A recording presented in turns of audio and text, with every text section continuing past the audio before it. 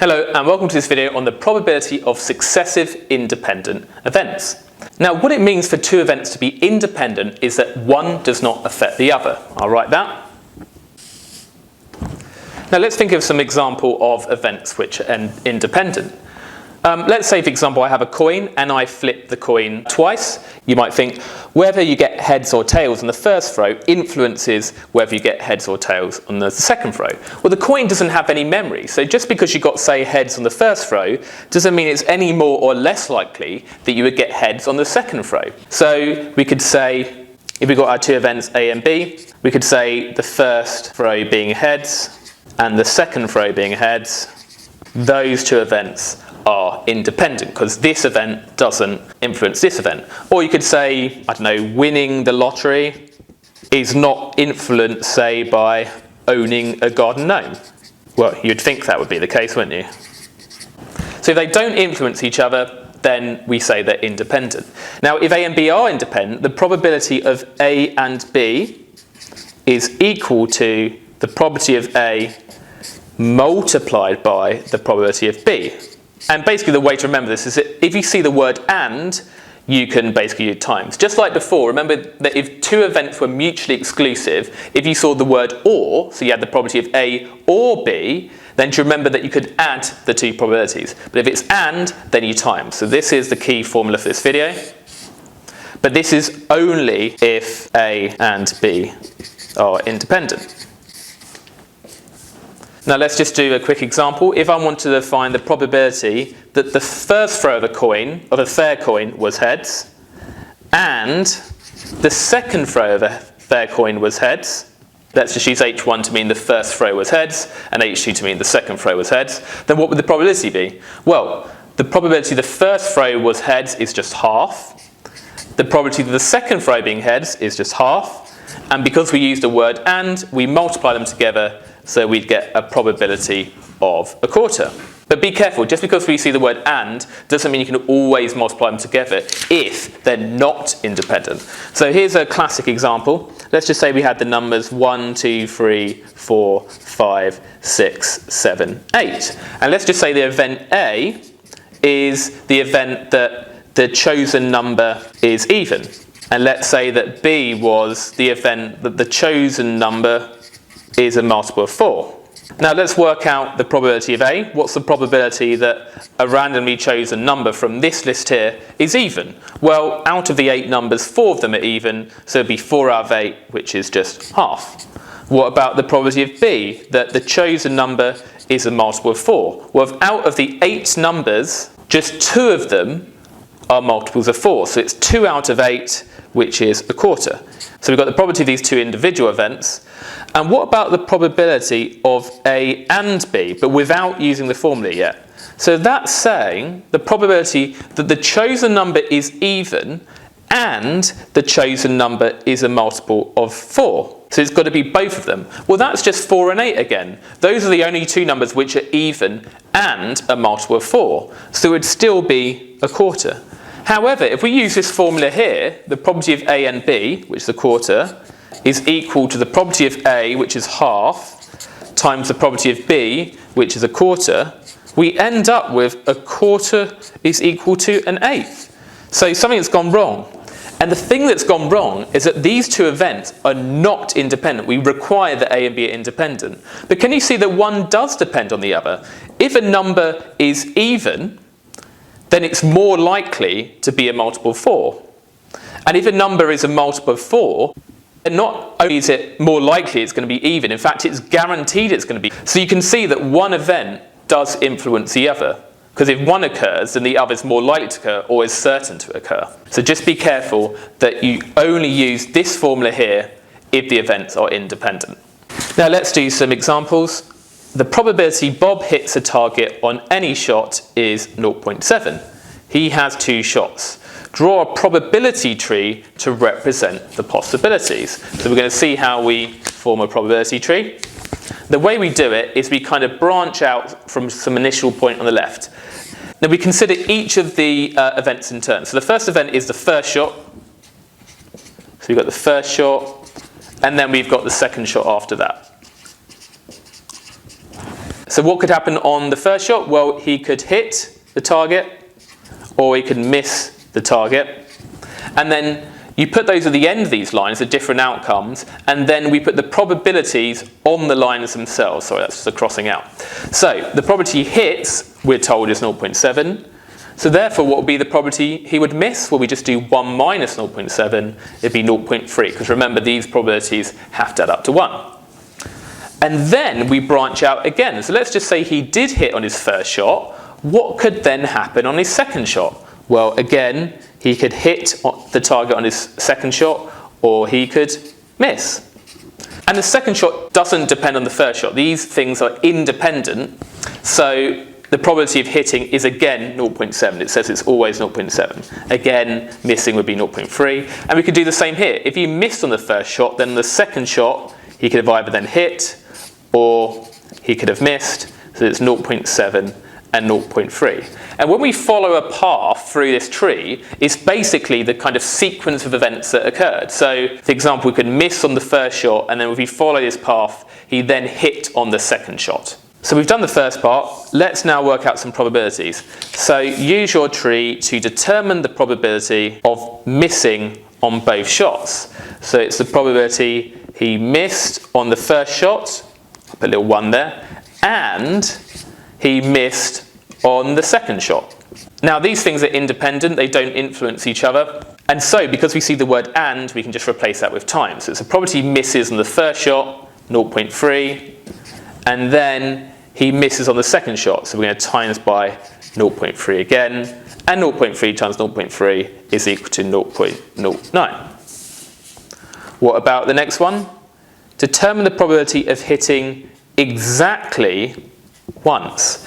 Now there's more than one way that could happen here. If he hits the target exactly once, it could be that he hit on the first shot but then missed on the second shot, in which case he would have hit exactly once. Or it could be that he missed on the first shot and then hit on the second shot. So let's find the probability of each of these. We've first got hit followed by miss. So I just put H and M, hit and miss. What's the probability of that? Well, we use the word and. It's hit on the first shot and miss on the second shot. So it's going to be 0.7 times 0.3, which is equal to 0.21. Or it could have been that he missed and then hit. So it's 0.3 times by 0.7. And again, that's 0.21. Now it could be that he hit and miss, or he missed and hit. So I use the word or, so we would add these together. So you just do 0.21 plus 0.21, and that gives us 0.42. So a way of thinking of this is that you could find the matching paths across this tree. So it's that one there, and then we've also got this one here. Now you multiply the probabilities on each branch, so you do 0.7 times 0.3, and this one 0.3 times 0.7. And then once you've found the probability of each branch, you then add those together. Right, let's do the next one. We've got B. In round 2, Bob has up to 3 attempts to hit the target, stopping as soon as he hits it. Draw a probability tree to represent this scenario. So let's do the first shot, then there could be a second shot, and then there could be a third shot. So in the first shot, he could either hit or miss. I'm just going to use H and M this time for hit and miss. Now, if he hits a target, he doesn't need to go any further. So we don't need to branch out any further because he stops as soon as he hits a target. He's won the round. But if he misses, he gets another attempt to hit the target. So he either hits there or he misses. Now, if he hits a target, we know that he just stops immediately. But if he misses, then he gets a third attempt. So he hits and then he misses on the third attempt. So this is our tree of possibilities. And we put the probabilities on. So we know the probability of hit is 0.7. And we know the probability of missing is 0.3. Now we need to determine the probability that Bob is successful in round 2. So that means he just hits a target within 3 shots. So it could be, if we list out the different possibilities, it could be that he just immediately hits. Yep. Or it could be that he missed on the first shot, then hit on the second. So it could be missed, then hit. Or it could be that he missed, and then he hit on the third shot. So miss, miss, hit. So these kind of problems, I always encourage you to write out the different sequence of possibilities that you might get, and then find the probability of each before adding them together. So what's the probability he hit immediately? Well, it's just 0.7. There's no multiplication to do. What about if he missed and then hit? Miss, hit is 0.3 times 0.7. Or what about he missed and hit? That's 0.3 times 0.3 times, sorry, that should be a 0.7. So 0.3 times 0.3 times 0.7. Now let's work out each of these. Well, that's just 0.7.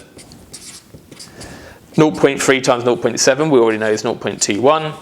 And then 0.3 times 0.3 times 0.7, I'm just going to do it on my calculator. And that gives me 0.063.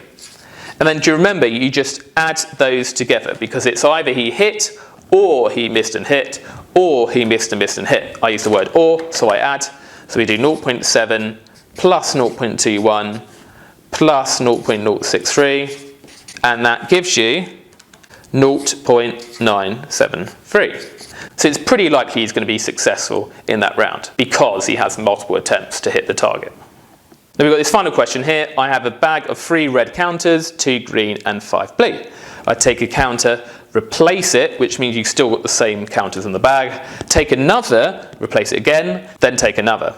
Determine the probability that all 3 are red, then all 3 of the same colour, and then all 3 of different colours. Now what I advise is that if you're not required to do a probability tree, then I would just not do one, and I would just list out the possibilities as we did before and just work out the probabilities directly. So let's do the first question. What's the probability that all 3 counters are red? Now there's only one way of that happening. It's that the first one is red, and the second one is red, and the third one is red. So I just list out that outcome with a colon after, and then we can just find the probability of each of these things happening. So what's the probability that the first counter was red? Well, how many counters were there in total? 3 plus 2 plus 5. There was 10 counters, of which 3 were red, so it's just 3 tenths. Then what's the probability the second counter was red? Now we replaced the counter, which means we still have the same counters in the bag, so the probability of getting red is exactly the same. And then the probability of the third one being red, again, is exactly the same. And then we use the word and. It's what's the probability the first one is red, and the second is red, and the third is red. So we times them together, and that gives us 27 over 1,000, or 0.027. Now what about the second one? This time we're going to have multiple possibilities, which we have to list out. What's the probability that all 3 of the same colour? So it could be that they're all red, so red, red, red. Or it could be they're all green, so green, green, green. Or it could be that they're all blue, so blue, blue, blue. So let's find the probability of each. Well, we already know that this one is 27 over 1,000. What about this one? What about green, green, green? Well, the probability of the first one is green is 2 out of 10. So it's 2 out of 10. Times the probability the second is green, which is 2 out of 10 again. Times by another 2 out of 10 for the third pick. And that's going to be 8 over 1,000. And the final one, blue, blue, blue, is just going to be, well, there's 5 blue, 5 over 10. Multiplied by the probability the second is blue, which is 5 over 10, times the third is blue, 5 over 10, and that's going to be 125 over 1,000. And then we know that we add those together, so you do 27 over 1,000 plus 8 over 1,000 plus 125 over 1,000, and that gives us 160 over 1,000, which we could subsequently simplify. Now the last one's the hardest because we have quite a lot of possibilities. What's the probability that they're different colours? Now you might be tempted to think that we can just do 1 minus your answer to the previous one. Well, if they're not the same colour, then they must be different colours. Now unfortunately that's not true. It could be that if they're not all of the same colour, it could be that 2 of them are the same colour and 1 is a different colour. But that doesn't mean they're all of different colours. So we're just going to have to work this out separately. So let's list the possibilities. If they're different colours, it could be the first was red, the second was green, and the third was blue. And then we've got to consider all the different orderings. So the first was red, we could also have had blue and green. Or what about if the first one was green? Then we could have red and blue, or blue and red. Or what about if the first one was blue? Then you could have had red and green for the next, or you could have had green and red. So we've listed out all the possibilities, and then we have to find the probability of each. I'm just going to do them as decimals this time. So the probability of the first is red is 3 out of 10, 0.3. Multiply the probability of the second one is green, which is 0.2. Multiplied by the probability that the third is blue, which is 0.5. And if we multiply those together, you get 0.03. Now, if you do the second one, you might have spotted what's going to happen already. If we just do red times blue times green, that's going to be 0.3 times 0.5 times 0.2. Now we're multiplying the same values together, so we're going to get exactly the same probability. So we know all of these are going to be 0.03. And then we know we're going to add those together, where we've got 6 lots of 0.03. So the answer is going to be 0.03 multiplied by 6, which is equal to 0.18. And it's always the case that if you have the same sequence of events, but the events are reordered, then you will get the same probability. And you can use that to save yourself some time.